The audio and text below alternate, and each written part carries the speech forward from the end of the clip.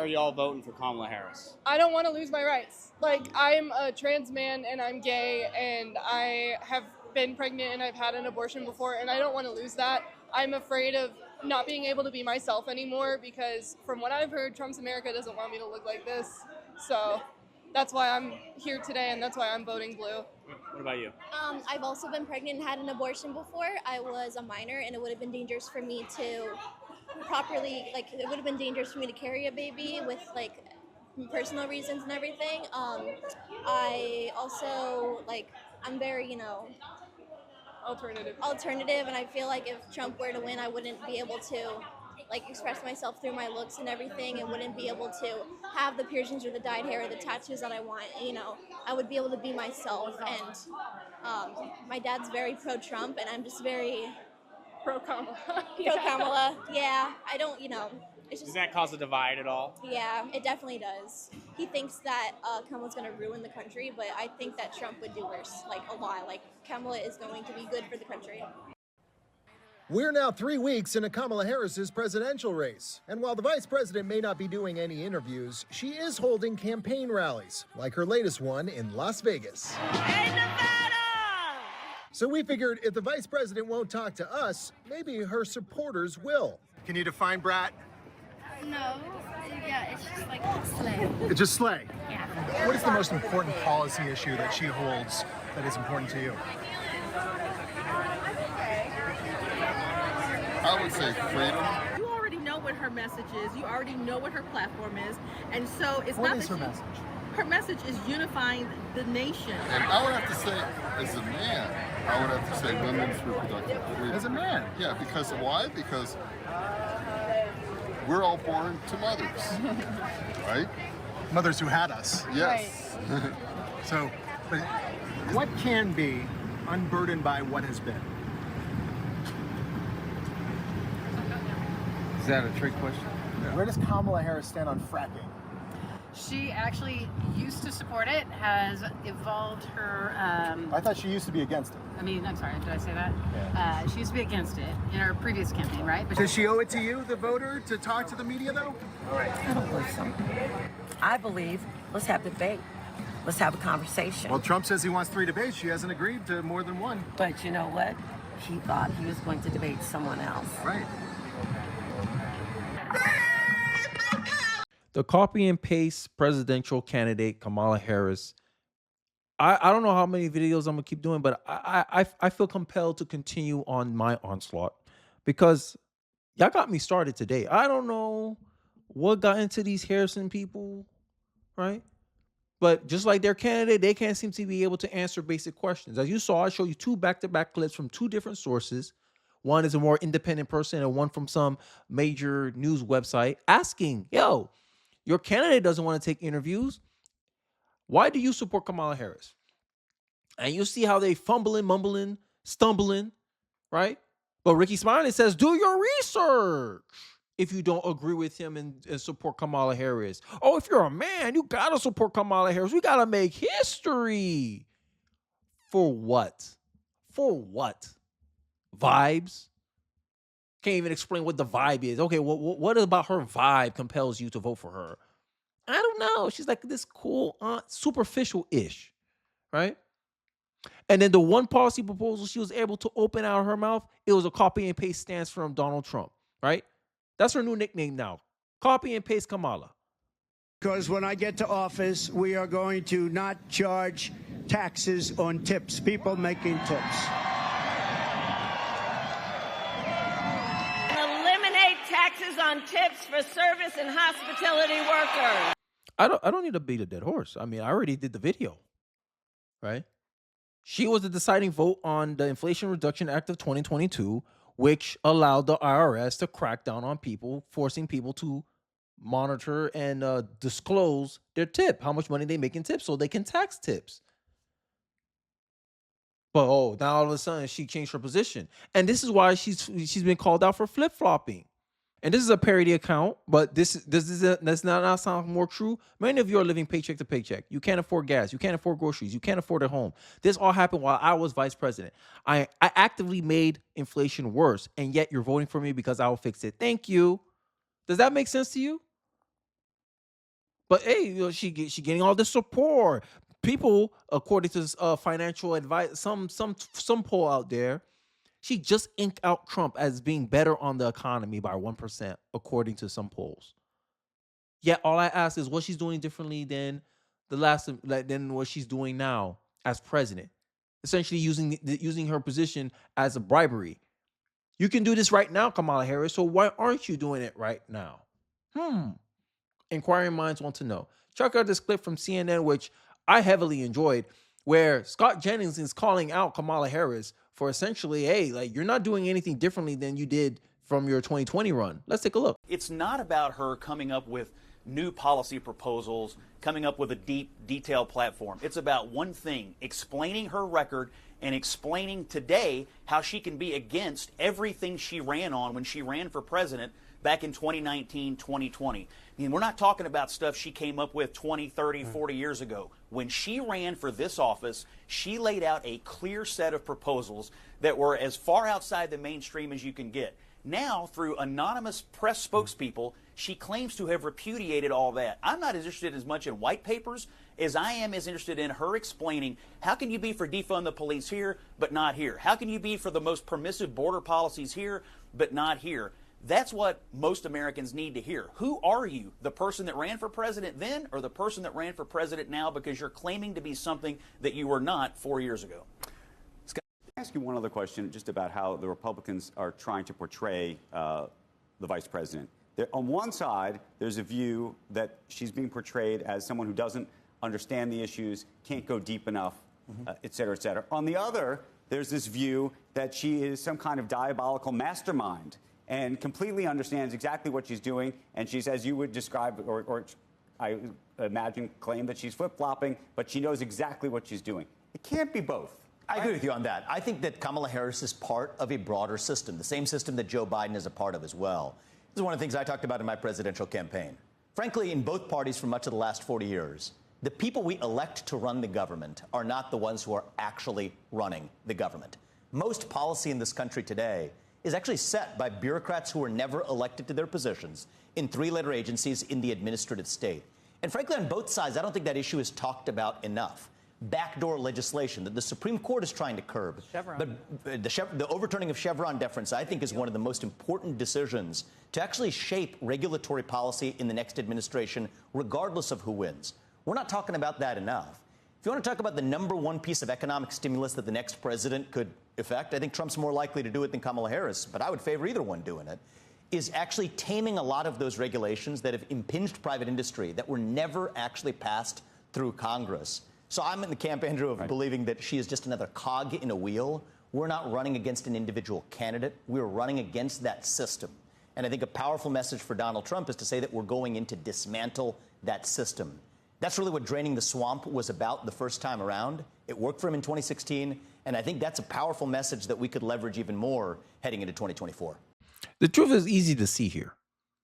Kamala's agenda is whatever's going to get her elected, right? She's here stealing policy proposals from Donald Trump, right? He's a fascist. He's running on this, but you're stealing some of his policies. And now you have the mainstream media, bad job anyway, is trying to cast her as a centrist Democrat. Where we know her record, right? You know, her voters said they know her record. All you got to do is go based on past comments. But then she got anonymous sources saying that, no, she reneged on that. No, she's no longer agree on that. She evolved her positions on that. Kamala promises to deliver a platform next week. People remind her she already did that in 2019. Let's look at the tweets. Vice President Harris says to expect a policy platform for her next week, telling reporters that it is focused on the economy and what we need to do to bring down costs. Her platform has already been announced by her: eliminate private health care insurance, the Green New Deal, ban fracking, decriminalize illegal immigration, taxpayer-funded healthcare for illegal immigrants, gun confiscation, and redirecting of funds away from police. All on record, right? She has been VP for over 3 years, but she shares some ideas next week. Don't be duped, right? What happened to the Bidenomics is working. Why isn't Kamala focused on bringing down costs in her job that she has right now? These are some of the questions, right? But, you know, Harris supporters, oh yeah, oh you can't vote for Trump. He's Hitler. He's this. I'm not voting for Trump. I'm voting for this. Let me show you. I'm voting for this. Oh, sorry. Make sure y'all can see that. This is what I'm voting for. Seal the border and stop the immigration invasion. 20 points. Like literally, look, y'all can screenshot this so y'all can read it yourselves. Right? Stop outsourcing and turn America into a manufacturing superpower, which would help. Large tax cuts for workers and no tax on tips. Defending the Constitution, our Bill of Rights, preventing World War III. Remember all this narrative that the left push out that Donald Trump would start World War III, but it looks like it's going to be Kamala Harris and Joe Biden? Imagine that. Usually the details are long and complex, but this is written in such a way that average people can understand. The RNC platform Donald Trump. Where is the DNC platform .kamalaharris.com? Where is that at? I'm still waiting. But in here, y'all playing deny, deny, deny. The president asked me to lead our diplomatic works with Mexico, El Salvador, Guatemala, and Honduras to address the situation at the southern border. We have to address the root cause of immigration. It won't work, but it's necessary. It won't be easy work, but it's necessary. Right? I will fix if you vote for me into office, says woman currently in office. This is what we doing? Huh? Kamala is saying, Kamala, yo, this is why it lands. This is why it's landing. Kamala will say anything to get elected. This is why she don't want to take interviews. Because with any pushback, she ain't going to be able to give a solid answer for why she changed her positions. Because end of the day, I don't think she actually did change her position. She's doing this public policy. No one can pin down what exactly she believes. And she's running with it. Leaving it up to her supporters' imagination to fill in the gaps and say, this is why I'm supporting her. She changed her position on this when asked questions or when interviewed. And these people expect us to take them seriously. And then these will be the same people who have the gall to question you because you don't want to vote for Kamala Harris. Chameleon Kamala, that's what she is. I'll say, do anything you want as long as you give me your vote. She's currently in VP right now. Ask her what she has accomplished being vice president right now. No one can tell you. She can't explain the inflation, but I'm supposed to expect her to list out an economic policy that will actually address the problems that we're facing right now. The average inflation rate that Donald Trump averaged throughout his presidency was 1.4% inflation rate. But look at the Biden-Harris administration. It's baffling to me. It's baffling to me that we keep falling for it, bro. Like it pisses me off. And I just want to show you another graph, an interesting graph that I found, right? Graphics showing how Vance, Trump, Harris, and Tim Walz have spent their adult lives. Striking that the Democratic ticket has literally no private sector experience. That means these people that's running in the Democratic ticket doesn't understand how it feels to be in a recession, how it feels to have your cost of living rise, because in Congress, all they have to do is pass a bill and they give each other a raise with our money. They give themselves a raise. Imagine that. Imagine you're a janitor and you're able to vote to give yourself a raise. Oh, what did that be to life? They can't relate. The Democratic ticket can't relate to the average American. Trump can. He worked as an entrepreneur. He paid his employees. He understands how much taxes he's paying for each employee, because employees don't pay taxes, technically. What your job does is they withhold half of the money they give you for taxes. That's why they withdraw. That's why they withhold your money before they pay you. Make it make sense. But I'm supposed to expect them to tell me and like look at it. I'm supposed to accept what? But you're gonna craft an economic policy that's actually gonna fix inflation. How does government spending help cool down inflation? And when Trump had his highest inflation rate during the 2020 years, what was happening during 2020? COVID.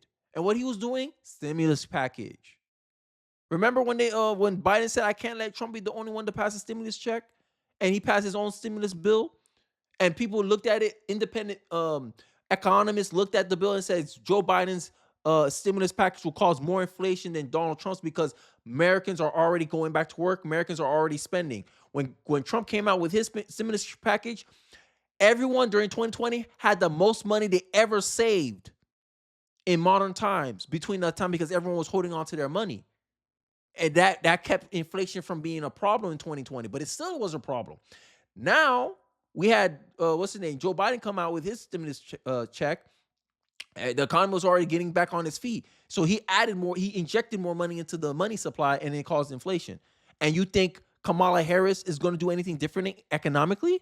The rise in price is caused by government overspending, which increased the amount of money faster than the increase in goods and services output. This is vast majority of the problem.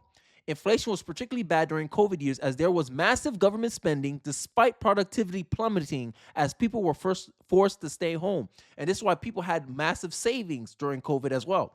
This is further exacerbated by excessive regulation, which prevents the market from solving an unmet need, housing in high demand areas. Occasionally, there's a monopolistic behavior by companies, but this is relatively rare and usually only possible if these companies have gained control over their industries' regulators. Again, a government, not private sector problem. More government causes more problems. Government is like a corporation that has no incentive to actually deliver on the products and services that it claimed that it will do. Hey, we're going to put the Department of Welfare to solve poverty, to lower poverty. Poverty rate is still at the same level it was in the 60s. So what's the point of the service? The point of welfare was to lower poverty and reduce poverty, but poverty is at the same level as it was back in the day before the welfare system was created. Make it make sense. The Department of Education was created in the 70s. Before it was created, we had the number one education. After it was created in 2008, our education system was 24th in the world.